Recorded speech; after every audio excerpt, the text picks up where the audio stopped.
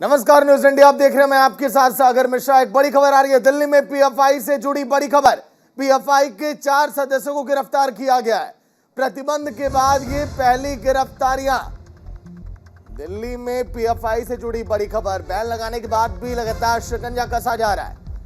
PFI के सदस्यों की गिरफ्तारी, बड़ी खबर आपकी टीवी स्क्रीन पर। आज कोर्ट में पेशी होगी। जो बड़ी खबर आप देख रहे हैं, कई ठिकाने ऐसे अभी भी जहां पर लगातार छापेमारी जारी है। कई संगठन ऐसे पीएफआई की तरह जिन पर अभी भी शिकंजा कसा जा रहा है और पीएफआई के सदस्यों की गिरफ्तारी। पीएफआई की कमर तोड़कर रख दी गई। जिस तरह से पहले बैन, उसके बाद गिरफ्तारियां, इस तरह से कई आपने देखा होगा गतिविधियों में शामिल पीएफआई के सदस्य। देश में जब जब दंगे हुए तो पीएफआई कनेक्शन निकलकर वहां पर सामने आया था, लेकिन उसके बाद जिस तरह से लगाम लगाई जा रही है, बैन लगाया गया पीएफआई पर 5 साल के लिए और अब पीएफआई के सदस्यों की ताबड़तोड़ गिरफ्तारियां।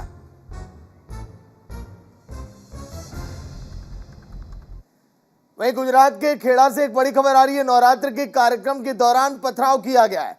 तुलजा माता मंदिर में पथराव ये किया गया। 6 लोगों के घायल होने की खबर है। पुलिस के आला अधिकारी मौके पर पहुंच चुके हैं। बड़ी खबर जो आप देख रहे हैं, देखिए भारी संख्या में पुलिसकर्मी वहां पर मौजूद। नवरात्र के कार्यक्रम में पथराव, तुलजा माता मंदिर में पथराव ये किया गया है। खेड़ा गुजरात की ये तस्वीरें। पथराव में 6 लोगों के घायल होने की भी खबर है। देखिए गाड़ियों के शीशे वहां पर टूट गए और हिरासत में भी लिया गया है कुछ लोगों को। पूछताछ होगी कि आखिर ऐसा क्यों, पत्थरबाजी है क्यों, इसके पीछे वजह क्या, क्यों आखिर माहौल बिगाड़ना चाहते हैं ये लोग।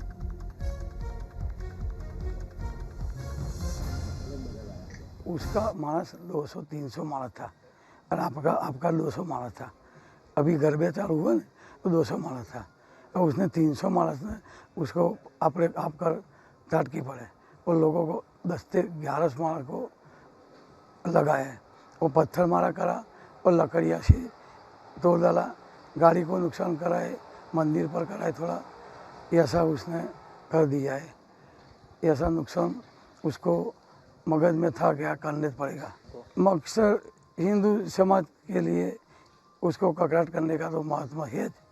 वो मुसलमान को पहले से उसको उसका ट्राई था कि हिंदू को मारने का। जो मातर पुलिस स्टेशन है उसका उंढेला गांव है। वो गांव में रात को जब नवरात्रि का त्यौहार सेलिब्रेशन कर रहे थे, तब एक आरिफ करके और जहीर करके लड़का है, वो दोनों ने उसकी अगुवाई में एक टोला लेके आए थे और जो भी व्यक्तियों थे सब ने फिर डिस्टर्बेंस स्टार्ट कर दिया। और जो गांव के लीडर्स है उन लोगों ने उनको समझाने की भी ट्राई की, लेकिन वो लोग माने नहीं और उनके साथ झगड़ा करने लगे और फिर थोड़े दूर जाके पत्थर मारा स्टार्ट किया। तो स्टोन पेल्टिंग किया, उसमें बहुत 6-7 लोगों को छोटी मोटी इंजरी हुई है। उसकी अभी प्राइमरी ट्रीटमेंट चालू है। और जितने भी लोग थे आरोपी में, तो कौन कौन थे वो सब अभी ग्रामजनों जो है उनकी पूछताछ करके उनको आइडेंटिफाई किया जाएगा और जितने भी लोग हैं उनके खिलाफ सख्त से सख्त कार्रवाई की जाएगी। वहीं शारदीय नवरात्र के महानवमी के मौके पर सीएम योगी आदित्यनाथ ने गोरखनाथ मंदिर में पूरे विधि विधान के साथ परंपरागत कन्या पूजन किया। उन्होंने मां भगवती के 9 स्वरूपों की प्रतीक 9 कन्याओं और एक बटुक भैरव की पहले पूजा अर्चना की। उसके बाद अपने हाथों से भोजन कराकर दक्षिणा के साथ उनकी विदाई की। इस दौरान मंदिर में पहुंची अन्य कन्याओं को भी उसे श्रद्धा भाव से भोजन कराया गया। इस अवसर पर सीएम ने कहा कि मातृशक्ति की आराधना हमारे देश की संस्कृति है, इसीलिए नवरात्र के 9वें दिन कन्या पूजन का विधान है। देखिए तस्वीरें जो है आपकी टीवी स्क्रीन पर। एक तरफ पहले सीएम योगी ने उन कन्याओं के पैर धोए, फिर उसके बाद उनको टीका लगाया, फिर उसके बाद उनको भोजन पर बिठाया गया। सीएम योगी आदित्यनाथ पिछले कई वर्षों से लगातार गोरखनाथ मंदिर में कुछ इसी तरह से कन्या पूजन करते चले आ रहे हैं।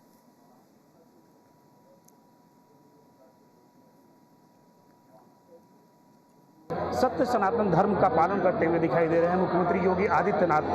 हर वर्ष की भांति इस वर्ष भी मुख्यमंत्री योगी आदित्यनाथ आप देख सकते हैं कि इस समय सीधे जो है कन्या पूजन कर रहे हैं। कन्या पूजन में जो है किस तरह से वो एक एक जो कन्याएं हैं उनका पूजन कर रहे हैं, उनको चुनरी उड़ा रहे हैं, फिर उसके बाद उनको दक्षिणा दे रहे हैं। ये करीब करीब हर वर्ष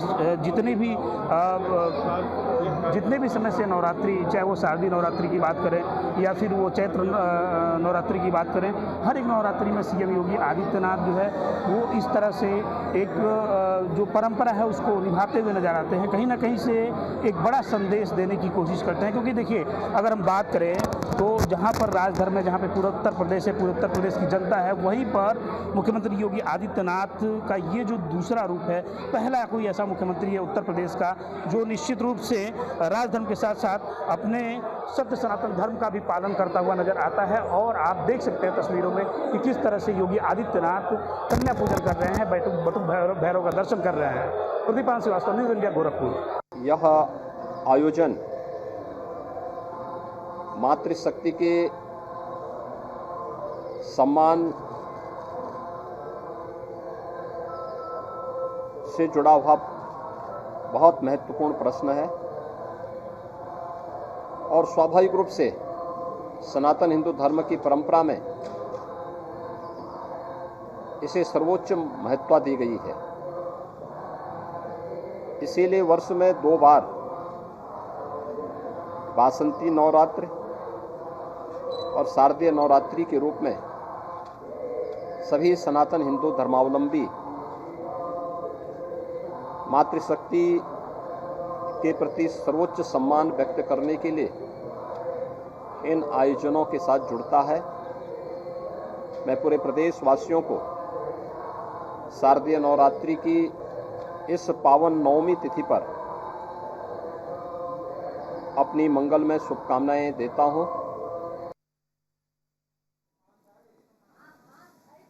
वही राष्ट्रपति के गुजरात दौरे का आज दूसरा और आखिरी दिन है। राष्ट्रपति द्रौपदी मुर्मू आज महिला उद्यमियों के लिए गुजरात विश्वविद्यालय के स्टार्टअप प्लेटफॉर्म हर स्टार्ट का शुभारंभ करेंगे। राष्ट्रपति गुजरात में शिक्षा और जनजाति विकास से संबंधित कई परियोजनाओं का शिलान्यास भी करेंगे। इससे पहले राष्ट्रपति द्रौपदी मुर्मू ने सोमवार को अहमदाबाद में साबरमती आश्रम से अपने दौरे की शुरुआत की थी, जहां राष्ट्रपति द्रौपदी मुर्मू ने चरखा चलाया था और महात्मा गांधी की प्रतिमा पर श्रद्धांजलि अर्पित की थी। राष्ट्रपति के तौर पर द्रौपदी मुर्मू का ये पहला गुजरात दौरा है।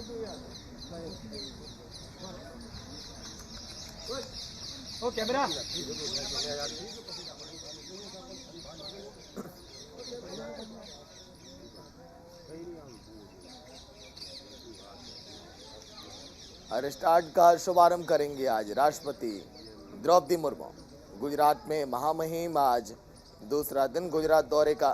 राष्ट्रपति बनने के बाद पहली बार गुजरात का दौरा राष्ट्रपति द्रौपदी मुर्मू के द्वारा। वहीं गृह मंत्री अमित शाह अपने 3 दिवसीय जम्मू कश्मीर के दौरे पर हैं। आज अमित शाह कश्मीर को कई बड़ी सौगातें दे सकते हैं। शाह मंत्री यानी कि अमित शाह वैष्णो देवी के दर्शन के बाद राजौरी में जनसभा को संबोधित करेंगे। अमित शाह राजौरी के साथ पुंछ, बारामूला और हंदवाड़ा जिलों का भी दौरा करेंगे। जानकारी के मुताबिक हंदवाड़ा में पहाड़ी समुदाय की बड़ी आबादी है, जिसे एसटी का दर्जा देने की गृह मंत्री घोषणा कर सकते हैं। वहीं श्रीनगर में शेर कश्मीर इंटरनेशनल कन्वेंशन कॉम्प्लेक्स यानी कि SKICC की तर्ज पर कई विकास कार्यों की नींव रखेंगे। इसके साथ ही बीजेपी के वरिष्ठ नेताओं का एक प्रतिनिधिमंडल जम्मू में मुलाकात भी उनसे करेगा। केंद्र शासित प्रदेश की राजनीतिक हालात और पार्टी मामलों को लेकर चर्चा की जाएगी और गृह मंत्री अमित शाह के इस दौरे को विधानसभा चुनाव को लेकर काफी अहम माना जा रहा है, क्योंकि आने वाले दिनों में प्रदेश में विधानसभा चुनाव करवाने को लेकर चर्चाएं भी जोरों पर है।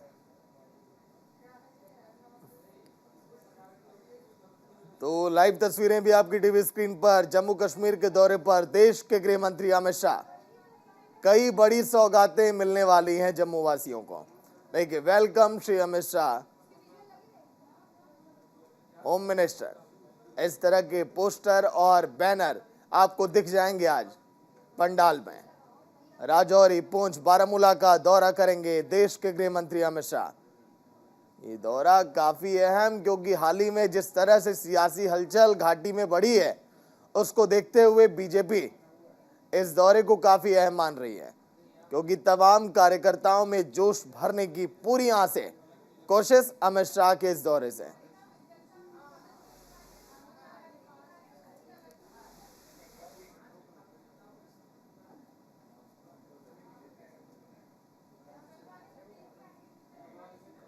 क्या अमित शाह के दौरे से सियासत में अब कुछ करवट अब दिखाई देगा? ये भी देखिए, देखने वाली बात हो गई। वहीं जम्मू कश्मीर के जेल के पुलिस महानिदेशक एच.के. लोहिया का शव सोमवार देर रात संदिग्ध परिस्थितियों में ओदेवाला स्थित उनके दोस्त के घर पर बरामद हुआ। शुरुआती जांच के मुताबिक किसी तेजधार हथियार से लोहिया का गला रेतकर हत्या कर दी गई। वहीं शव को जलाने की भी देखिए कोशिश की गई। घटना के बाद से फरार घर के नौकर पर ही हत्या का संदेह जताया जा रहा है। कल रात तक पुलिस जांच में जुटी रही। इसी बीच देर रात लोहिया का शव जम्मू के गवर्नमेंट मेडिकल कॉलेज हॉस्पिटल पहुंचाया गया, जहां पर उनका पोस्टमार्टम होगा। लोहिया को अगस्त में केंद्र शासित प्रदेश में जेलों का महानिदेशक नियुक्त किया गया था। बताया जा रहा है कि हत्यारे ने पहले लोहिया का दम घोटकर हत्या की, उसके बाद गले को काटने के लिए टूटी हुई बोतल का भी इस्तेमाल किया। बाद में शव को आग लगाने की कोशिश भी की गई।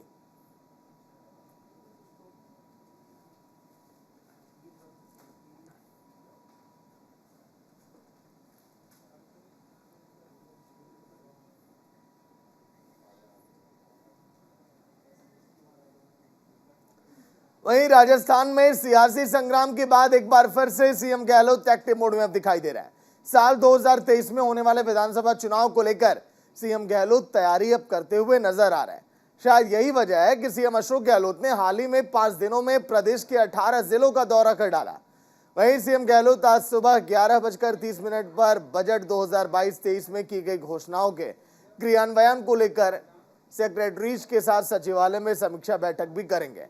सीएम बजट में की गई घोषणाओं का जमीनी स्तर पर जायजा लेंगे और जानेंगे कि कितने लोगों को घोषणाओं का लाभ मिला। साथ ही सीएम गहलोत अधिकारियों के साथ बैठक कर समीक्षा भी करेंगे।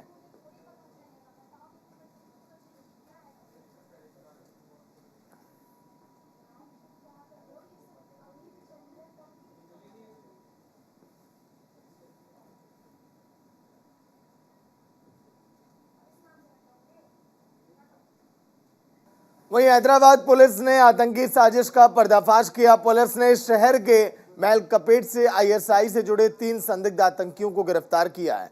उनके पास से 5 मोबाइल, कैश और 4 हैंड ग्रेनेड भी बरामद किए हैं। बताया जा रहा है कि जनसभाओं पर ग्रेनेड फेंकने की साजिश रचने के आरोप में उनकी गिरफ्तारी हुई है। वहीं आज तीनों आरोपियों का गांधी अस्पताल में मेडिकल जांच कराया गया। गिरफ्तारी के बाद केंद्रीय मंत्री जी किशन रेड्डी ने कहा कि हैदराबाद और देश में अलग अलग जगहों पर जो आतंकवादी मॉड्यूल था, भारत सरकार की खुफिया एजेंसी ने पुलिस के साथ मिलकर उसको विफल बनाया है। नरेंद्र मोदी सरकार आतंक के मुद्दे पर जीरो टॉलरेंस की नीति पर काम कर रही है।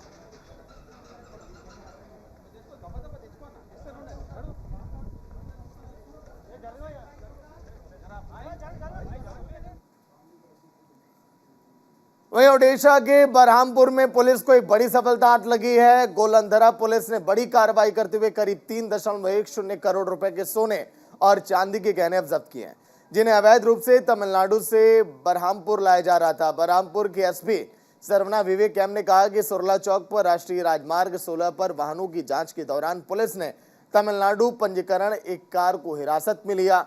आंध्र प्रदेश के रास्ते बरहामपुर में प्रवेश करने वाली कार में चालक समेत 4 लोग सवार थे। वहीं पुलिस ने आगे की जांच के लिए जीएसटी और आयकर अधिकारियों को जब्ती के बारे में सूचित किया। इसके साथ ही पुलिस उस जगह का पता लगाने की अब कोशिश कर रही है जहां से गहने खरीदे गए थे।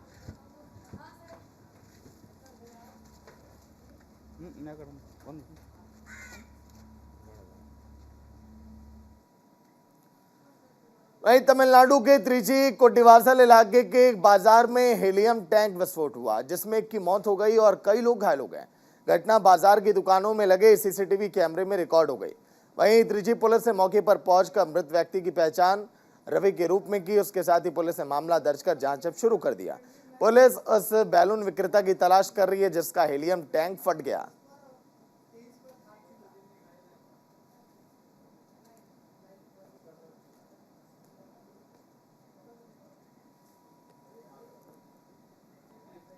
वहीं मुरादाबाद के कांड तहसील के गांव में बुखार आने के बाद 15 दिन में 6 लोगों की मौत हो गई। स्वास्थ्य विभाग ने गांव में कैंप लगाया। ब्लड टेस्ट के बाद 267 से ज्यादा बुखार के मरीजों को स्वास्थ्य विभाग ने दवाई अब दी है, जिसमें 6 डेंगू के पॉजिटिव पाए गए।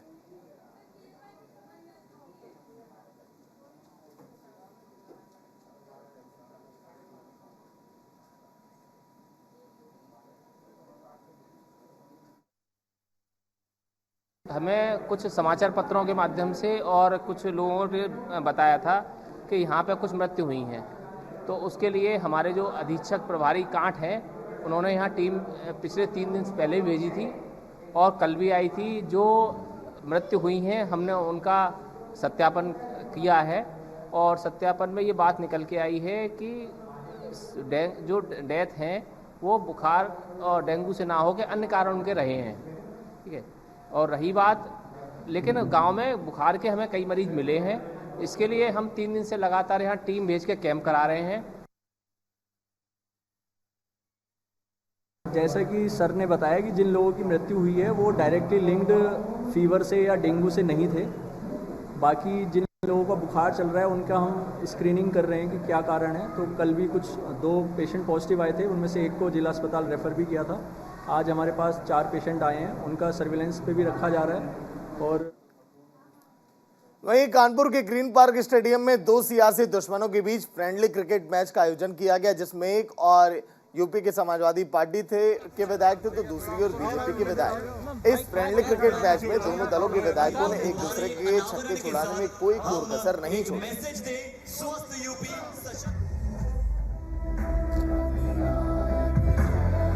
इस मुकाबले की शुरुआत के लिए यहाँ पर चलते हैं और हम धन्यवाद करना चाहेंगे हमारे आयोजकों को। तो चलिए, ये कानपुर की एक ऐसी आवाज है जो आप लगातार सुनते हैं। ये मैत्री क्रिकेट मैच है। हम नौजवानों को ये प्रेरणा देना चाहते हैं कि जब हम इस उम्र में एमएलए होकर के खेल को प्रोत्साहित कर रहे हैं तो आपको भी कुछ समय इंटरनेट से निकाल करके और मोदी जी के उस विजन को आगे बढ़ाना चाहिए, योगी जी के उस विजन को आगे बढ़ाना चाहिए जो खेलो इंडिया के अंतर्गत। आप इंटरनेट छोड़िए, अपने शरीर को भी ब्लेस्ड बनाइए। जब चुनाव होता था, जब हम बीजेपी वाले, हम सपा वाले अपनी अपनी विचारधाराओं से चुनाव लड़ते थे। चुनाव खत्म होता, उसके बाद जीत हार के बाद हम सब विधानसभा चले जाते। ये हम बताना चाहते हैं कि मजहब नहीं सिखाता है आपस में बैर रखना, और हिंदी हम वतन है हिंदुस्तान हमारा। वहीं उत्तराखंड के कई इलाकों में अब भी बर्फबारी जारी है। पिथौरागढ़ जिले की दारमा घाटी में चीन सीमा के पास लास्ट आउटपोस्ट में इस सीजन की तीसरी बर्फबारी हुई। आसपास का मौसम जहां खुशगवार हो गया तो वहीं इलाके में ठंड भी अब बढ़ गई है।